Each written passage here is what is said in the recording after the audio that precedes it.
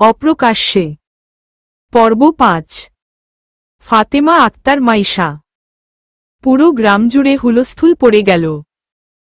কে যেন রাতের আধারে রবিন ও তার চেলাদের মেরে গ্রামের কাঁচা রাস্তার ধারে ফেলে গিয়েছে। ছোট বড় সকলে ছুটে এসেছে ওদের দেখতে।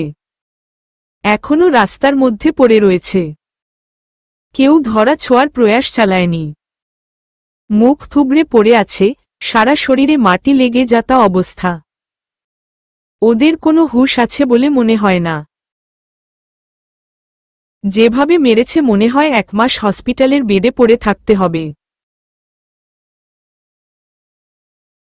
পুরো গ্রামবাসীদের মধ্যে উপচে পড়া আনন্দ কাজ করছে। সব থেকে বেশি খুশি হয়েছে বোধহয় গ্রামের কিশোরী মেয়েরা। ওদের জ্বালায় কোনো মেয়ে ঠিকমতো রাস্তায় চলাফেরা করতে পারত না। এখন কিছুদিনের জন্য হলেও নিশ্চিন্তে এখানে সেখানে মুক্ত পাখির মতো ঘুরে বেড়ানো যাবে। চেয়ারম্যানের ভয় গ্রামের লোকেরা তটস্থ হয়ে থাকে। যেখানে রবিনকে কেউ কিছু বলার সাহস করে উঠতে পারে না, সেখানে মারা তো কল্পনাতীত। কেউই ভেবে পাচ্ছে না এ কাজের পিছনে থাকা মূল হোতা কে। তবে যে মেরেছে তার সাহস আছে বলতে হবে। নয়তো এতদিন যা কেউ করতে পারেনি তা কেউ এক রাতেই করে ফেলেছে। রবিনের বাবা নিজের ছেলের এই অবস্থা দেখে পাগলপ্রায়। যে ছেলেকে সে ফুলের টোকাও দেয় না, তাকে কিনা কেউ এমন বাজেভাবে মেরেছে। রবিনের সব কুকীর্তি জেনেও তিনি রবিনকে স্বাধীনতা দিয়েছেন, কোনো কাজে বাধা দেননি। বাধা দেওয়ার প্রয়োজনও মনে করেনি, কারণ এই এলাকায় তার আধিপত্য বেশি। কেউ তার ছেলেকে কিছু করার সাহস পাবে না, তা তিনি ভালো করেই জানতেন। তবে হঠাৎ করে কে তার ছেলেকে মারার সাহস দেখাল? পুরো সন্দেহ গিয়ে ঠেকল গ্রামবাসীর উপর। নিশ্চয় সকলে একজোট হয়ে তার ছেলেকে মেরেছে। তবে তিনি জানেন তার ধারণা সম্পূর্ণ ভুল। কারণ এমন দুঃসাহসিক কাজ করার চিন্তা তাদের মাথায় কোনোদিন আসবে না। কারি বা নিজের জীবনের মায়া নেই। চেয়ারম্যানের ছেলের গায়ে হাত তোলা মানে যেচে নিজের বিপদ ডেকে আনা। এলাকার চেয়ারম্যান হওয়ার দরুন উপর মহলের সাথে উঠাবসা আছে। আইনের লোকদের ক্ষমতার দাপটে এক প্রকার নিজের অধীনে নিয়ে রেখেছে। যেখানে আইনি সহায়তা অনিশ্চিত, সেখানে জেনে বুঝে নিশ্চয় কেউ তার ছেলেকে মেরে এভাবে রাস্তায় ফেলে যাবে না। নিজের মনকে বুঝো দেওয়ার জন্য প্রচণ্ড আক্রোশে গ্রামবাসীদের এক প্রকার শাসিয়ে গেলেন। যে তার ছেলের এই অবস্থা করেছে তাকে তিনি ছেড়ে দিবেন না। সবাই নির্বিকার ভঙ্গিতে দাঁড়িয়েছিল। কেউ আর বলতে যায়নি এসবে তাদের হাত নেই, তারা কিছু করেনি। তারা নিজেরাও জানে না কে বা কারা রবিনকে মেরেছে। রবিনের ডান হাত পুরো ভাঙা, মুখের একপাশ থেতলে গেছে। মুখ নাড়িয়ে কথা বলার মতো অবস্থাতে নেই। ডাক্তার বলে দিয়েছে ২ মাস সম্পূর্ণ বেড রেস্টে থাকতে হবে। তরল খাবার ছাড়া আপাতত অন্য খাবার খাওয়ানো সম্পূর্ণ নিষেধ। ব্যথানাশক কিছু মেডিসিন দিয়েছে। নিয়মিত খাওয়ালে মুখের জখম দ্রুত ঠিক হওয়ার সম্ভাবনা রয়েছে। বাকি ৩ জনের অবস্থা এতটাও খারাপ না, ওদের জাস্ট কয়েক ঘা দিয়েই ছেড়ে দিয়েছে। রবিনের বাবা রহমান সাহেব দুলালকে জিজ্ঞেস করল, কাল রাতে কি হয়েছিল? রবিনসহ ৪ জন ছিল ওরা। দুলাল বাদে বাকি ৩ জন মুখ নেড়ে আপাতত কিছু বলতে পারবে না। একমাত্র দুলালই কথা বলার মতো অবস্থায় আছে। তাই রহমান সাহেব দুলালকেই জিজ্ঞেস করলেন। দুলাল একটা চোরা হাসি দিয়ে বলল, আসলে চাচা হয়েছে কি, তুমি তো জানো আমরা প্রত্যেক রাতে সজলের চায়ের দোকানে আড্ডা দিয়া পড়ে রাইতে আর বাড়ি ফিরি না, ওইখানেই থাকি। রহমান সাহেব ওর কথায় কপাল কুঁচকে ফেললেন। দেখেই বোঝা যাচ্ছে উনি ওর অযথা কথায় বিরক্ত। উনি বিরক্ত হয়েই বললেন, যা জানি না তা বল। দুলাল পুনরায় মেকি হাসি দিয়ে বলল, আমাদের আড্ডার মাঝে দেখলাম হঠাৎ কইরা ঘর আন্ধাইর হইয়া গেছে। আমরা ভাবছিলাম বাত্তি মন নিব্বা গেছিল গা, কিন্তু না কেউ ইচ্ছা কইরা কামড়া করছিল। এরপর হঠাৎ কইরা ভাইরে উড়াধুরা মারা শুরু করল। উড়াধুরা বুঝয় তো চাচা, নাকি ওইরাও বুঝামু? বলেই দাঁত কেলাল। তবে রহমান সাহেবের কড়া দৃষ্টি দেখে হাসি চুপসে যায়। চুপসানো মুখ নিয়ে বলল, আমরা বাধা দিতে যাওয়াই শালায় আমগোও পিডাইছে। রহমান সাহেবের বুঝতে বাকি রইল না একজনই ওদের মেরে এই হাল করেছে। প্রচণ্ড ক্ষোভ নিয়ে বললেন, একটা ছেলের সাথে তোরা চারটা পারলি না? তোদের রেখে কি লাভ? আরে না চাচা, পারুম না কেন কও? তুমি তো ভাইয়ের স্বভাব জানোই। কালকে একটু বেশি নেশা করছিলাম আর কি। আর হারামি পোলায় হেও সুযোগ কামে লাগাইয়া আমগো মাইরা গেল। ছেলেটা কে, চিনিস? না চাচা, মুখ দেখবার পারি নাই। পোলায় মুখ বাইন্ধা রাখছিল। হালায় হহুত শেয়ানা, নয়তো কি আর রাইতের বেলা মারবার আইয়ে। দুলালের কথায় রহমান সাহেবের কপালে ভাঁজ পড়ে। ছেলেটাকে ভেবে ওনার কপালের ভাঁজ দৃঢ় হচ্ছে। এ এলাকার কেউ না, তাও তিনি বেশ বুঝতে পারছেন। অন্য জায়গার কেউ এসে তার ছেলেকে মেরে ওভাবে রাস্তায় ফেলে গিয়েছিল, আর তা তিনি সকালে জেনেছেন গ্রামবাসীর উসিলায়। ভাবলেই রাগে শরীর জ্বলে যাচ্ছে। রবিনের সাথে কি নিয়ে শত্রুতা থাকতে পারে তা ভেবে পাচ্ছেন না তিনি। তবে ওদের মেরে ছেলেটা যে নিজের ক্ষোভ মিটিয়েছে তাতে কোনো সন্দেহ নেই। আমার কলিজাটাকে তোমার হাতে তুলে দিচ্ছি বাবা। এখন থেকে ওর সব দায়িত্ব তোমার।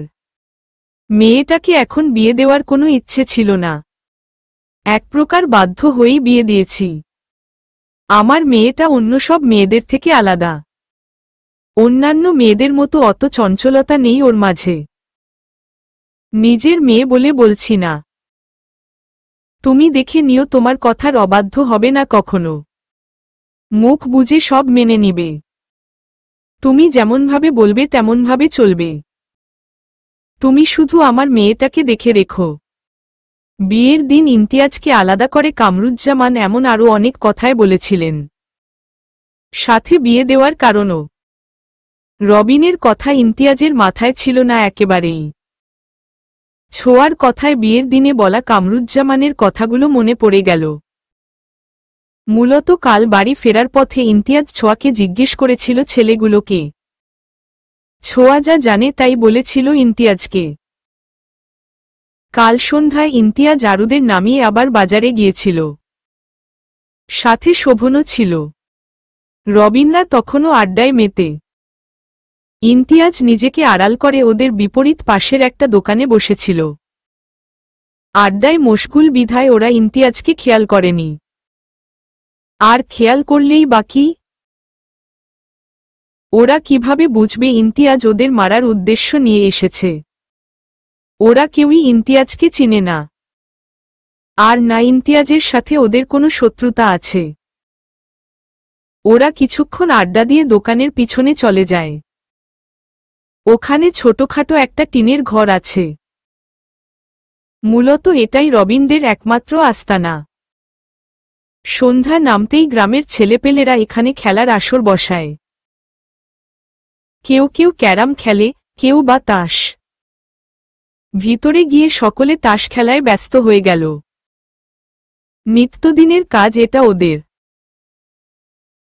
খেলার সাথে নেশা পানি তো আছেই। বাড়ি ফেরার তাড়া কারো মধ্যেই নেই। প্রায় সময় ওরা এখানে থেকে যায়। মাঝে মধ্যে যদি প্রয়োজন মনে করে তখন বাড়ি যায়। নয়তো মদ গিলে এখানেই মাতাল হয়ে পড়ে থাকে। ইমতিয়াজ চোখ দুটো বাদে পুরো মুখ রুমাল দিয়ে বেঁধে নিল যাতে চেহারা বোঝা না যায়। শোভন একটা ইটের টুকরো নিয়ে টিমটিম জ্বলতে থাকা বালোটা ভেঙে দিতেই পুরো জায়গাটা অন্ধকারে নিমজ্জিত হয়ে গেল। ওরা এত বেশি নেশায় বুঝছিল যে লাইট ভাঙার শব্দ ওদের কান অবধি পৌঁছায়নি। অতিরিক্ত নেশা চড়ে গেলে কারোরই হুঁশ থাকে না, বাল্ব ভাঙার শব্দ কানে যাবে কেমন করে। ইমতিয়াজ ভিতরে গিয়ে সর্বপ্রথম রবিনের হাত মুচড়ে ধরল। এতটাই জোরে ধরেছে যে রবিন ব্যথায় ককিয়ে ওঠে।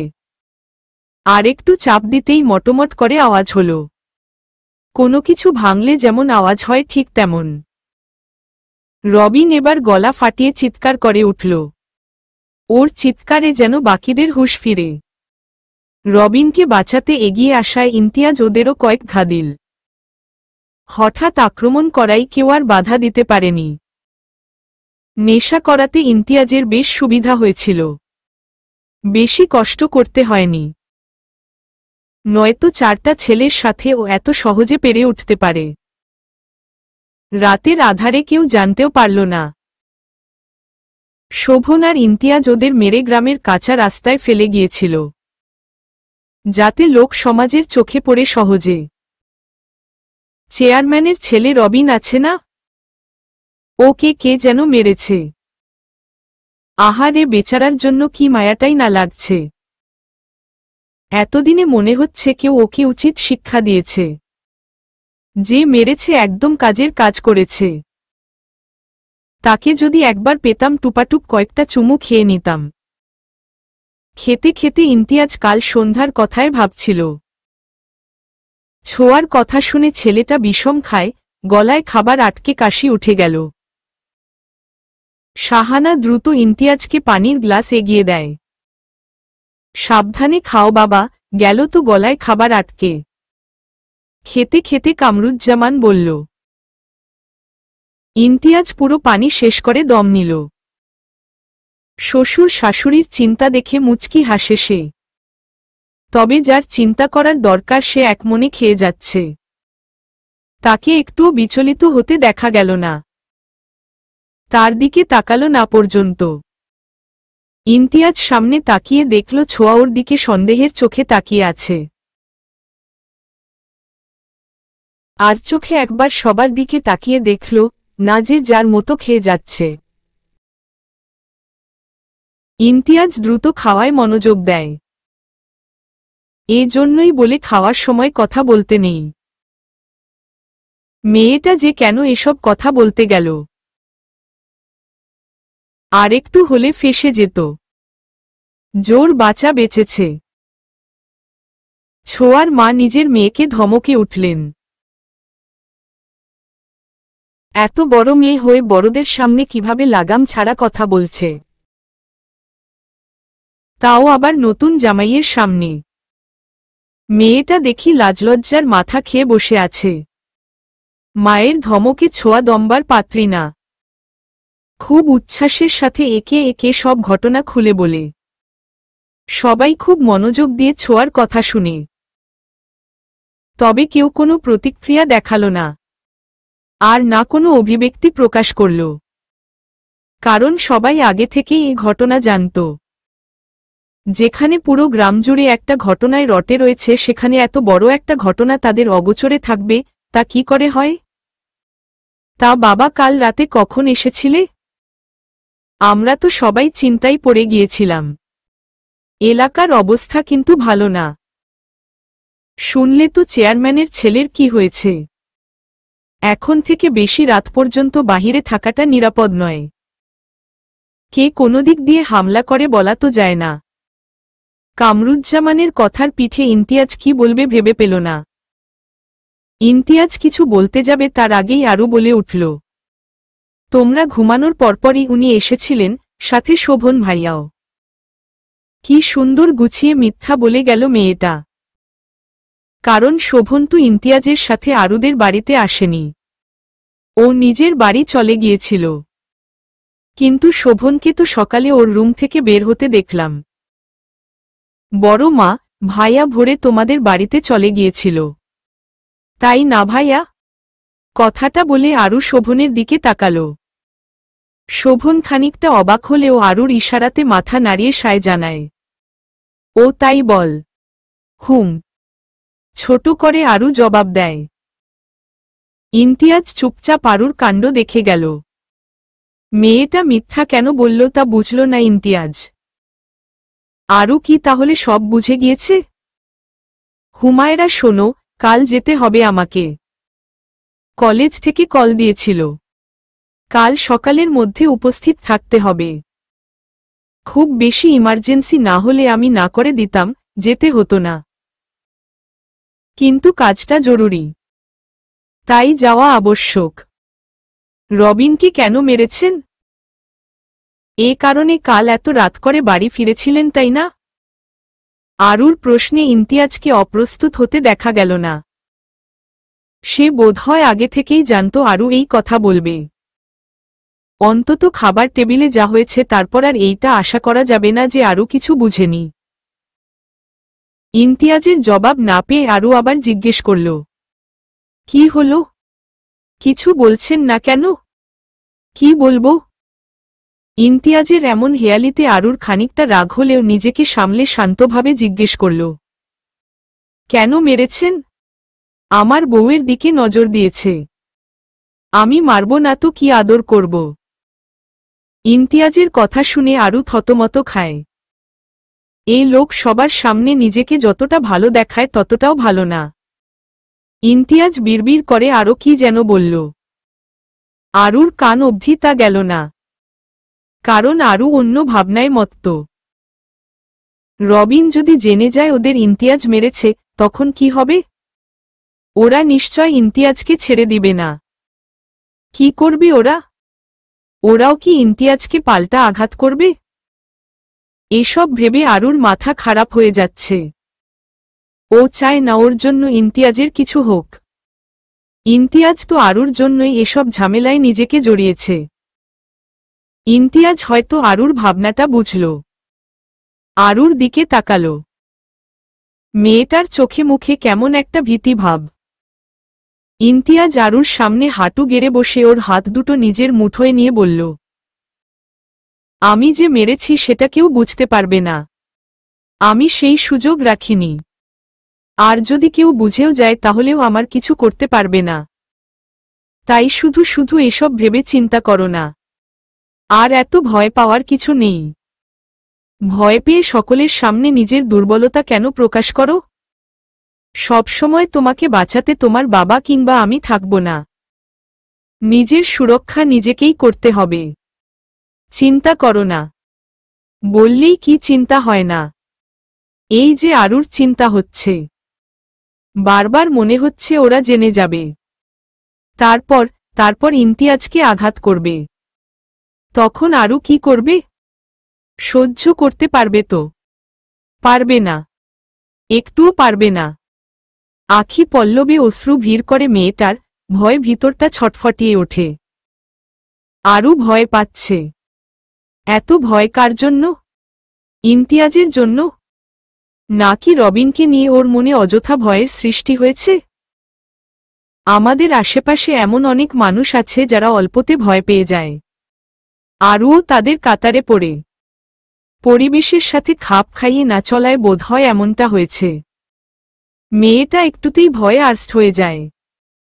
ইমতিয়াজের যাওয়ার দুদিন হল। আরু ভেবেছিল ওকে নিয়ে যাবে, কিন্তু না বলল, এখানে কয়েকদিন থাকো। পরে এসে আমি নিয়ে যাব কেমন? যাওয়ার আগে আরুর কপালে উষ্ণ স্পর্শ দিতে ভুলেনি। এ প্রথম অন্যরকম স্পর্শ পেল মেয়েটা। কয়েক মুহূর্ত বাকরুদ্ধ হয়ে ঠায় দাঁড়িয়েছিল। অনুভব করেছিল তার কপালে ছুঁয়ে দেওয়া রুক্ষ ঠোঁটের স্পর্শ। লোকটা চলে গেল। আরু শুধু নিষ্পলক তাকিয়েছিল। অজানা সংকোচনের জন্য চাইলেও মুখ ফুটে বলতে পারেনি, আপনার সাথে আমাকেও নিয়ে চলুন। আমি এখানে এখন থাকতে চাই না। শাহানা, কামরুজ্জামান ইমতিয়াজকে যেতে দিতে নারাজ। প্রথমবার শ্বশুর বাড়িতে জামাই এসে কিনা দুদিন না থেকেই চলে যাবে। এটা হয় কখনো? তারা ইমতিয়াজকে যেতে দিবে না। তবে ইমতিয়াজের কাজের কথা শুনে বাধা দেওয়ার প্রয়াস চালায় না। দুদিন পেরিয়ে গেল। ইমতিয়াজ একবারের জন্যও আরুকে কল দেয়নি। আর না আরু দিয়েছে। দিবেই বা কি করে? ইমতিয়াজের নাম্বার ওর কাছে থাকলে তো। এখন মনে হচ্ছে তখন উচিত ছিল নাম্বার নিয়ে রাখা। মাথায় আসেনি একবারও। মানুষজন জানলে নিশ্চয় ওকে নিয়ে মজা উড়াতে ছাড়বে না, বোকা উপাধি দিবে। বোকাই তো। বোকা না হলে তো নাম্বার নিয়ে রাখত। আরু চাইলেই ওর বাবার থেকে নাম্বার নিতে পারে, কিন্তু ও এরকম নির্লজ্জের মতো কাজ করতে পারবে না। ইমতিয়াজের উপর রাগ হল আরুর। ওর কাছে না হয় নাম্বার নেই, কিন্তু ওই লোকের কাছে তো আছে। তবে উনি কেন কল দিলেন না? চিন্তায় মাথা খারাপ হয়ে যাওয়ার উপক্রম। আরুর জানা মতে লোকটা নিজের দাদিমা আর ফুফুর কথায় বিয়ে করেছে। তাহলে কি আরুকে মেনে নিতে পারেনি? কিন্তু ইমতিয়াজের আচরণে তো মনে হয় না বিয়েতে বা তাকে মেনে নিতে কোনো আপত্তি আছে। তাহলে এমন করার কারণ? ওর খোঁজখবর নেওয়ার প্রয়োজন মনে করছে না কেন? নাকি তার খোঁজ নেওয়ার কোনো প্রয়োজন নেই? আরুর মন বিষিয়ে ওঠে। তিক্ততায় ছেয়ে যায় মন মস্তিষ্ক। বোকা মেয়েটা জানেই না ইমতিয়াজ শাশুড়ির কাছে ফোন দিয়ে রোজ নিজের বউয়ের খোঁজ নিচ্ছে। মেয়েটা কি করছে না করছে সব। আরু নিজের ভাবনাতে নিজেই বিরক্ত। ও এমন উল্টা পাল্টা চিন্তা ভাবনা কি করে করতে পারে? ও তো বিয়েই করতে চায়নি, আর এখন কিনা ওই লোকের শোকে রাতের ঘুম হারাম হয়ে যাচ্ছে। আরু আর ভাবতে পারছে না। চোখ বন্ধ করে বিছানায় গা এলিয়ে দেয়। মাঝে আরও একটা দিন কেটে গেল। আরুর এবার রাগে দুঃখে কান্না আসছে। ও নিজের পরিবর্তন দেখে হতবাক। কি করবে ভেবে পাচ্ছে না। এমনটাও বুঝি হয়? এত অল্প সময়ে এভাবে বুঝি অনুভূতিরা এসে জেকে ধরে।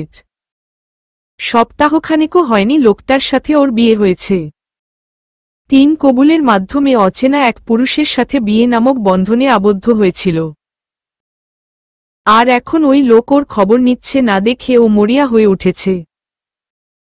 কই আগে তো কোনো পুরুষের জন্য এমন অনুভূতি হয়নি। তাহলে এখন অনুভূতি এমন পাল্টে যাচ্ছে কেন? লোকটা তার স্বামী বলে। আরু ওদের বাড়ির উঠানে বেড়ে ওঠা শিউলি গাছের নিচে বসে আছে। এই জায়গাটা আরুর অনেক পছন্দের। কোনো কিছু নিয়ে মন খারাপ হলে আরু এখানে বসে থাকবে। এতক্ষণের বিক্ষিপ্ত মনটা এবার যদি একটু শান্ত হয়। চারিদিকে শিউলি ফুলের মন মাতানো সুবাস। সেই সুবাসে যেন আরুও মাতোয়ারা হল।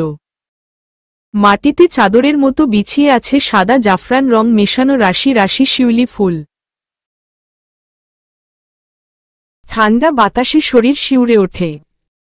বিকেলের মিষ্টি রোদ বাঁকাভাবে মাটিতে আছড়ে পড়ছে। এতে যেন শিউলি ফুলের সৌন্দর্য আরও বেড়ে গেল। আরু হাঁটু গেড়ে মাটিতে বসে নিচে পড়ে থাকা শিউলি ফুল একটা একটা করে তুলতে লাগল। 2 হাত ভর্তি শিউলি ফুল নিয়ে ঘরে ছুট লাগায় মেয়েটা। শাহানা ঘরে কাজ করছিল। আরুকে এভাবে দৌড়াতে দেখে তিনি ভয় পেয়ে গেলেন। মেয়ের পিছনে যেতে গিয়েও কেন যেন থেমে গেল। মেয়ের চোখে মুখে উপচে পড়া খুশি ওনার নজর এড়াল না। এত বছরে কোনোদিন মেয়েকে এভাবে খুশি হতে দেখেননি তিনি। নিজের মনটা যেন হালকা হল। যাক, মেয়ে তার সুখে আছে। তবে বিয়ে দিয়ে তিনি ভালোই করেছেন, নয়তো মেয়ের এমন হাস্যোজ্জ্বল আনন্দ দেখা সৌভাগ্য হতো না। ঘরে গিয়ে ফুলগুলো সব বিছানায় ছিটিয়ে সুতা নিয়ে মালা গাঁথা শুরু করল। আরুর কেন জানি শাড়ি পরতে ইচ্ছে হল। নিজের ইচ্ছেটাকে দমিয়ে না রেখে আলমারি থেকে লাল পাড়ের সাদা শাড়ি বের করে বাঙালি আদলে পরে নেয়। হাত খোপায় শিউলি ফুলের মালা গেথে 2 হাতেও পরে নিল। বারবার ঘুরে ফিরে নিজেকে আয়নায় দেখছে। মুখে কোনো প্রসাধনী না দিয়ে শুধু শিউলি ফুলের মালায় সাজিয়েছে নিজেকে। চোখে কি কাজল দেবে? কাজল দিলে কি দেখতে ভালো দেখাবে? কাজল দেওয়া তো পছন্দ না। শাড়িতেও তো আগ্রহ ছিল না। তবে সব অপছন্দের কাজগুলো কেন করতে ইচ্ছে করছে? নিজেকে যত দেখছে তত অবাক হচ্ছে। এত তাড়াতাড়ি এমন পরিবর্তন কিভাবে সম্ভব? আচ্ছা, ইমতিয়াজ ওকে এভাবে দেখলে কি করত? নিশ্চয় বিমোহিত হয়ে তাকিয়ে থাকত অনিমেষ। 2 হাত টেনে শিউলি ফুলের সুবাস নিত। নিজের ছি মার্কা চিন্তা ভাবনায় আরু নিজেই লজ্জা পেল। ও এসব কি ভাবছে? মাথাটা বোধহয় নষ্ট হয়ে গিয়েছে। সব দোষ ওই লোকের, ওনার জন্য এমন হচ্ছে। তার কথা ভেবেই তো আরুর এ অবস্থা। আরুর শান্ত মনে কালবৈশাখী ঝড় উঠিয়ে লোকটা কেমন লাপাত্তা হয়ে গেল। তীব্র অভিমানে আরুর ভিতর জ্বলে ওঠে। একটু আগের হাসিমাখা মুখটাই আর হাসির দেখা নেই। অযথাই চোখ ভিজে এলো যেন। দু ফোঁটা নোনাজল গড়িয়ে পড়ে গাল বেয়ে। আরু নিজেকে সামলানোর চেষ্টা করে, তবে পারল না, ফুপিয়ে উঠল। কান্নার শব্দ যেন বাহিরে না যায়, হাত দিয়ে মুখ চেপে ধরে মেয়েটা। তারপর আস্তে ধীরে শরীর এলিয়ে দেয় ফ্লোরে। আরু নিজের অযথা করা পাগলামিতে অতিষ্ঠ হয়ে যাচ্ছে। এমন তো নয় তাদের দীর্ঘদিনের প্রণয়ের সম্পর্ক ছিল, যে দুদিনের বিচ্ছেদে কেঁদেকুটে মরে যেতে হবে। তবে দুদিনের স্বল্প পরিচিত লোকের জন্য এমন পাগলামির মানে কি? কোনো মানে নেই। অথচ ওর অবচেতন মন বুঝতে পারল না প্রণয়ের থেকেও অটুট বাঁধনে আটকা পড়েছে ওই মানুষটার সাথে। দৃঢ় এক বন্ধন, সব থেকে পবিত্র, শুদ্ধ। আরু ঠিক করে নিয়েছে ও আর ইমতিয়াজের কথা ভাববে না। ওই লোক নিতে এলেও যাবে না। সময় কারো জন্য থেমে থাকে না, তার নির্দিষ্ট গতিতে চলতে থাকে। দেখতে দেখতে 7 দিন কেটে গেল। এই 7 দিনেও ইমতিয়াজের কোনো কল আসেনি। লোকটা সেই যে লাপাত্তা হয়েছে, আর কোনো খবর নেই। সময় যত গড়াচ্ছে আরুর মন খারাপ যেন পাল্লা দিয়ে বাড়ছে। আরু নিজেকে আগের মতো গুটিয়ে নিয়েছে।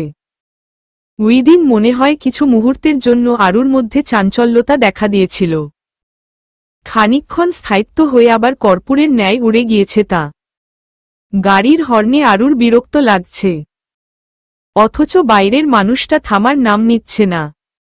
এমন তীব্র হর্নের শব্দে কানে তালা লেগে যাওয়ার জোগাড়। আরু অলস ভঙ্গিতে বিছানা ছেড়ে বাইরে পা বাড়াল।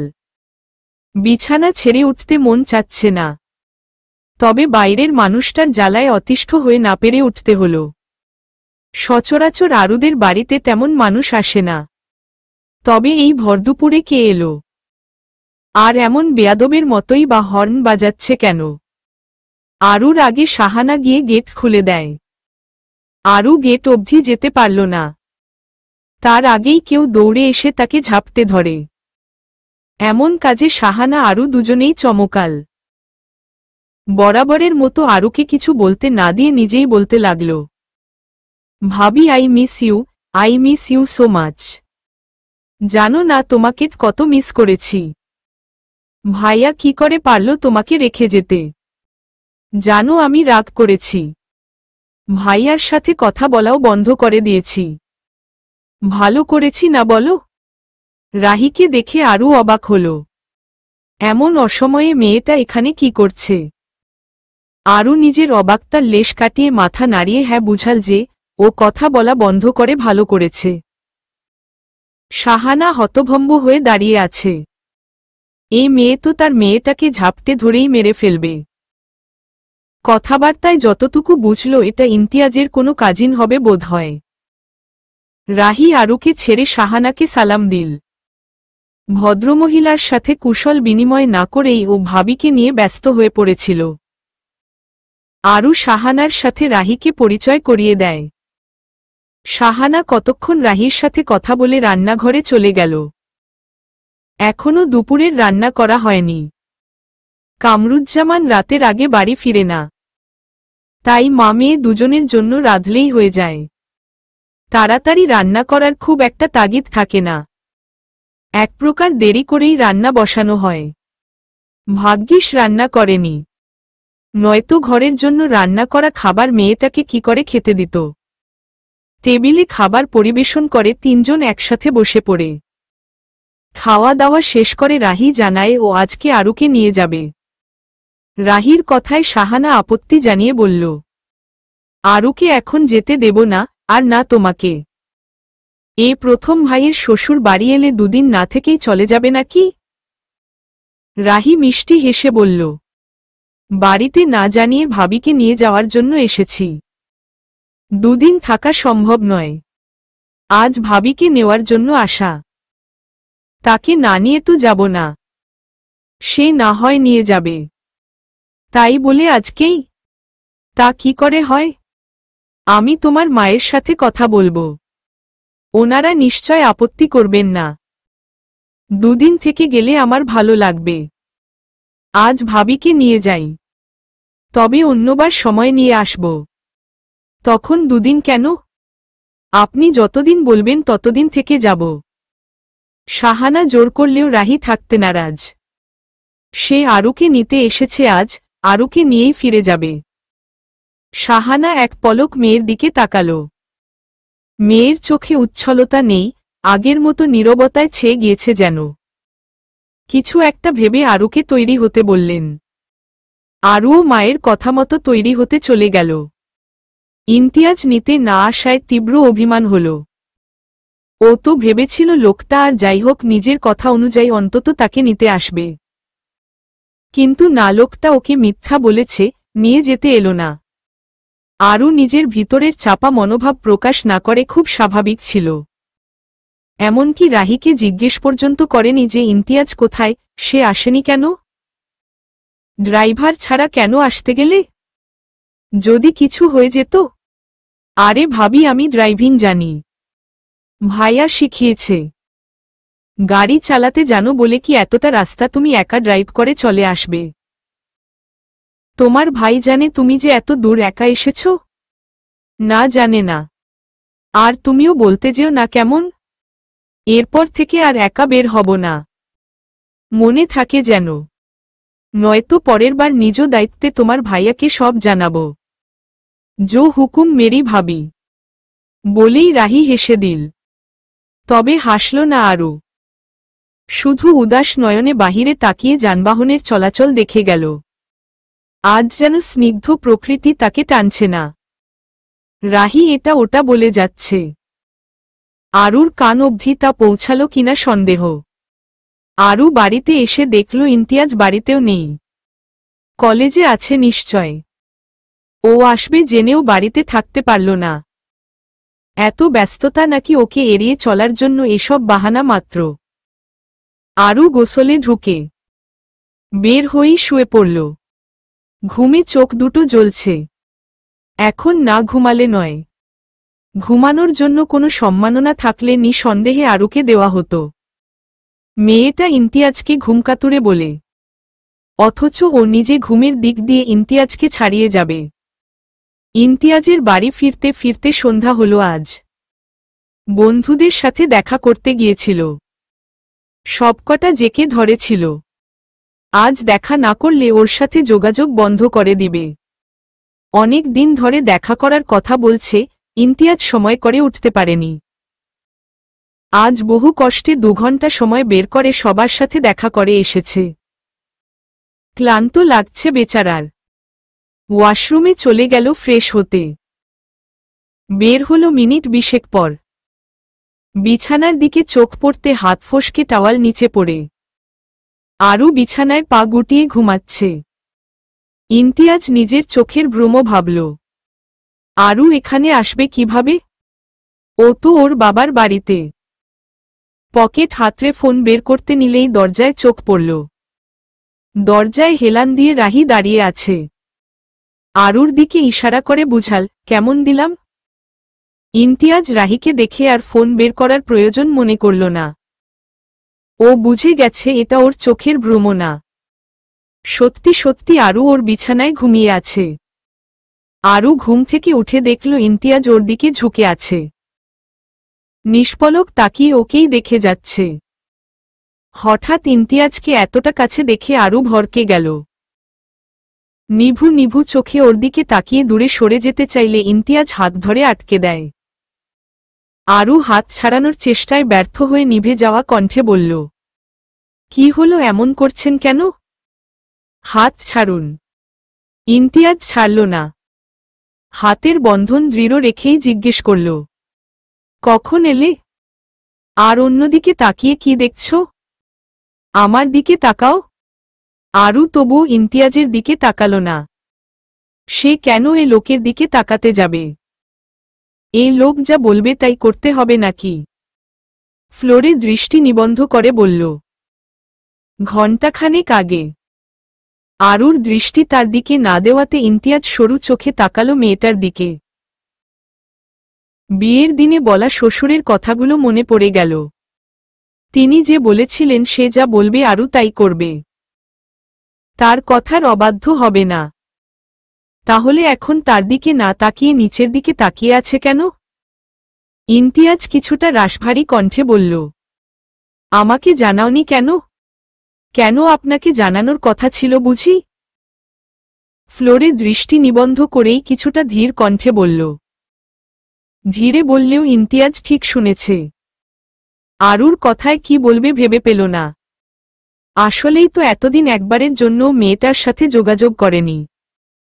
ইমতিয়াজের নীরবতায় আরু তাচ্ছিল্য হাসে। ইমতিয়াজের নজর এড়ায় না তা। ইমতিয়াজ কোনো প্রতিক্রিয়া না দেখিয়ে আরুর হাবভাব বুঝার চেষ্টা করছে। মেয়েটা কি আনতে না যাওয়ায় অভিমান করেছে, নাকি রাগ করেছে তা বুঝার চেষ্টা করছে মূলত। মেয়েটা যে অভিমান করতে জানে তা জানা ছিল না ইমতিয়াজের। তবে বউয়ের অভিমানী মুখটা দেখতে মন্দ লাগছে না।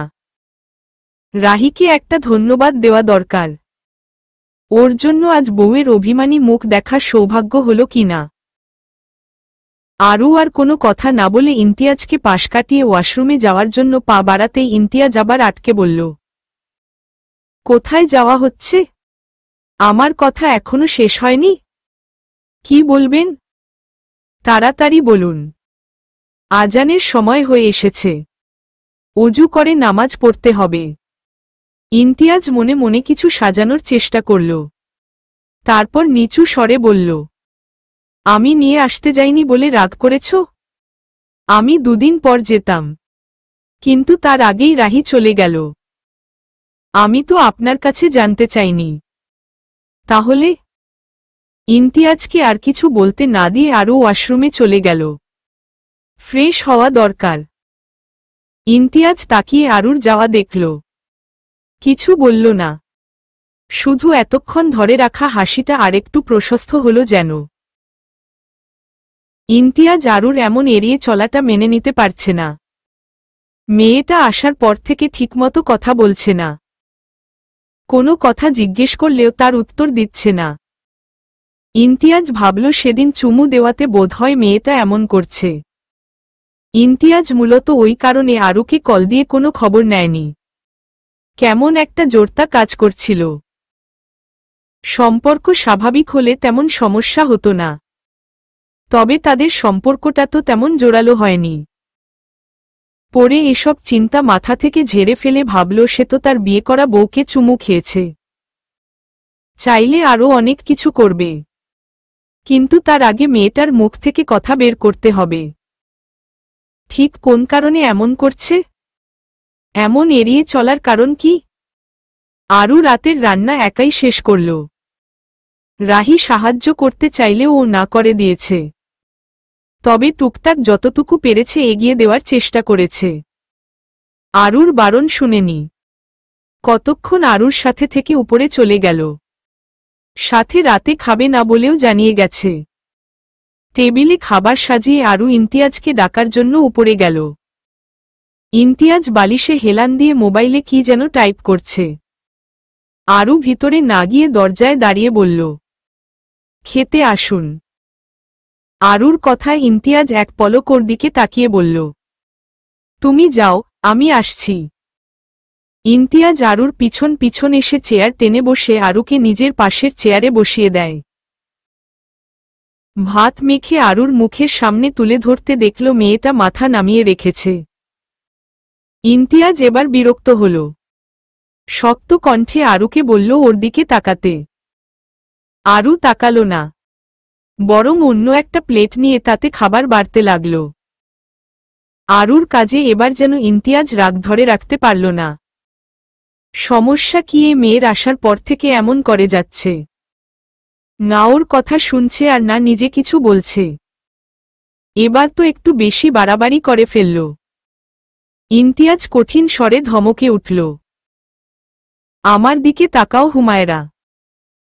অন্য প্লেটে কেন খাবার বাড়া হচ্ছে? আমি যে মুখের সামনে খাবার ধরে রেখেছি দেখছ না? ইমতিয়াজের ধমকে আরও কেঁপে ওঠে। আজ পর্যন্ত এভাবে কেউ ওকে ধমক দিয়ে কথা বলেনি। একে তো এতদিন তার খোঁজ নেয়নি, নিয়ে আসতেও গেল না। কই নিজের দোষ স্বীকার করে সরি বলবে, তা না করে ওকে ধমকাচ্ছে। আরু ঠোঁট ফুলিয়ে বাচ্চাদের মতো কেঁদে দিল। আরুর কান্না দেখে ইমতিয়াজ হতভম্ব হয়ে ওর দিকে তাকায়। হাসবে না কাঁদবে বুঝতে পারল না। তবে এমন সিরিয়াস মুহূর্তে হাসলে মেয়েটার অনুভূতি নিয়ে মজা করা হবে। আর ইমতিয়াজ মোটেও আরুর অনুভূতি নিয়ে মজা করতে চায় না। সে তো এমনটাই চেয়েছিল। আরুর চুপচাপ স্বভাব ইমতিয়াজের ভালো লাগে না। ও চায় আরু ওর সাথে সহজ হোক। ওর কাছে এটা ওটার আবদার করবে, অভিমান করে গাল ফুলিয়ে থাকবে। ইমতিয়াজের কাছে অভিযোগের ঝুলি নিয়ে বসবে। ইমতিয়াজ ওর অভিযোগ শুনে টপাটপ চুমু খেয়ে ওর অভিমান ভাঙাবে। তবে আরু যে এত তাড়াতাড়ি ওর প্রতি দুর্বল হয়ে যাবে তা ভাবেনি। ইমতিয়াজ আরুকে ওর সাথে সহজ হওয়ার জন্য সময় দিতে চেয়েছিল। তাই আর সাথে করে নিয়ে আসেনি। ভেবেছিল ওই বাড়িতে কয়েকদিন থাকলে বোধহয় ভালো থাকবে। কিন্তু হিতে বিপরীত হয়ে গেল। অল্প সময়ের কোনো কিছু ভালো না, সেটা অনুভূতি হোক বা অন্য কিছু। ইমতিয়াজ আরুকে আরও সময় দিতে চায়। আরুর অনুভূতির প্রগাঢ়তাও বোঝা দরকার। এখন তো শুধু অবুঝের মতো অভিমান করে কান্না করে দিল। নিজের অনুভূতি সম্পর্কে এখনো মেয়েটা তেমনভাবে অবগত নয়। ইমতিয়াজ খুঁটিয়ে খুঁটিয়ে আরুকে দেখতে লাগল। ফর্সা গাল, নাক কান্নার ফলে লাল হয়ে গেছে। বারবার নাক টানছে। ইমতিয়াজ মৃদু হাসল। তার পিচ্ছি বউ কিনা অভিমান করতে শিখে গিয়েছে। ইমতিয়াজ ভাবল আর কান্না করতে দেওয়া যাবে না। ওর এমন করা উচিত হয়নি। মেয়েটাকে একটু বুঝিয়ে বললেই বুঝে যেত। শুধু শুধু ধমক দিয়ে কাঁদিয়ে দিল। এমন হলে সম্পর্ক ঠিক না হয়ে আরও বিগড়ে যাবে। এখন কান্না থামিয়ে পড়ে না হয় বুঝিয়ে বলবে। ইমতিয়াজ এক হাতে আরুকে জড়িয়ে ধরল। আরু নিজেকে ছাড়ানোর প্রয়াস করে না, বরং আরেকটু লেপ্টে গেল। ইমতিয়াজ আদুরে গলায় বলল, সরি। আর কোনোদিন ধমক দিয়ে কথা বলবো না। আর বাবার বাড়িও একা রেখে আসব না। রেখে এলেও আমি গিয়ে নিয়ে আসব। আর তাতেও যদি না হয় তোমাকে একা রেখেও আসব না। নিজের সাথে যাব, আবার আসার সময় সাথে করে নিয়ে আসব। ইমতিয়াজ কান্নার কারণ বুঝে গেছে ভেবে আরু লজ্জা পেল। লোকটা এমন কেন সবকিছু বুঝে যায়? একটু কম বুঝলেই তো হয়। আর বুঝলেই বাকি তাকে লজ্জা দিতে হবে নাকি? ইমতিয়াজ আরুকে স্বাভাবিক করার জন্য বলল, দেখি কান্না করে কি অবস্থা করেছ। আরুর চোখের পানি মুছে দিয়ে বলল, হা করো, খাইয়ে দেই। নাকি অন্য প্লেটে খাবার বেড়ে দিব? আরু সঙ্গে সঙ্গে হা করল। আরুর কাণ্ড দেখে ইমতিয়াজ মুচকি হাসে। দুজনে একসাথে খেয়ে নিল। আরু সব গুছিয়ে রুমে যায়। ইমতিয়াজ তখনও মোবাইল নিয়ে ব্যস্ত। আরুকে দেখে ওকে ইশারা করল কাছে যেতে। আরু চুপচাপ ইমতিয়াজের পাশে বসল। মাঝে যা দূরত্ব ছিল ইমতিয়াজ তা কমিয়ে আরুকে কাছে টেনে নেয়। কপালে ঠোঁট ছুঁয়ে বলা শুরু করল, আমার সাথে যে নিধির বিয়ের কথা বলা হয়েছিল তা তো তোমার অজানা নয়। নিধি কিন্তু যথেষ্ট স্মার্ট আর সুন্দরী। তবুও আমি না করে দিয়েছি ওর স্বভাবের জন্য। ওরকম গায়ে পড়া মেয়ে আমার পছন্দ নয়। তাহলে কেমন মেয়ে পছন্দ? আরুর প্রশ্নে ইমতিয়াজ হাসল, তবে কোনো উত্তর দিল না। ছোট থেকে তুমি একা বড় হয়েছ তাই না? কোনো বন্ধুবান্ধব বা আত্মীয় স্বজন বলো কারো সাথে তেমন মিশতে পারোনি। তুমি নিজে নিজেকে গুটিয়ে রাখতে। আমার জানা মতে তুমি বিয়েও করতে চাওনি। এসব কেন বলছেন? মানুষ একা চলতে পারে না। নিজেকে যতই মানুষের থেকে আড়াল করে রাখে না কেন, কোনো মানুষের সান্নিধ্য পেলে তারা ওই মানুষটাকে আঁকড়ে ধরে বাঁচতে চায়। ওই মানুষটার উপর নির্ভরশীল হয়ে পড়ে তার কাছে নিজেকে মেলে ধরে। তুমিও তাদের মধ্যে একজন। আমার প্রতি তোমার অনুভূতির নাম কি দেবে? মোহ। আসলেই কি মোহ? মোহ বললে তোমার মনে হবে আমি তোমার অনুভূতিকে, তোমাকে অসম্মান করছি। বিয়ে হয়েছে বলে সম্পর্কটাকে জোর করে মেনে নিতে হবে তার কোনো মানে নেই। জোর করে কোনো কিছু হয় না। আমি জানি তুমি সবকিছু মন থেকে করছো। আমার জন্য তোমার মনে কিছু অনুভূতি রয়েছে তাও জানি। তবুও আমি চাই তুমি আমাকে বুঝো, তোমার মনে থাকা অনুভূতিকেও। নিজের মনের কথা ভিতরে চেপে না রেখে আমাকে নির্দ্বিধায় বলতে পারো। আমার পক্ষে সবকিছু বুঝে নেওয়া সম্ভব না। সময় নাও, তারপর আমার মধ্যে ডুবে যেও। আমি হারিয়ে যাব না। বলে ইমতিয়াজ আরুকে নিজের সাথে মিশিয়ে নেয়। সময় নিয়ে চুমু খেল কপালে। আরু আবেশে চোখ বুজে রইল। এতদিন এই উষ্ণ ছোঁয়ারই তো অভাব বোধ করছিল। চলবে।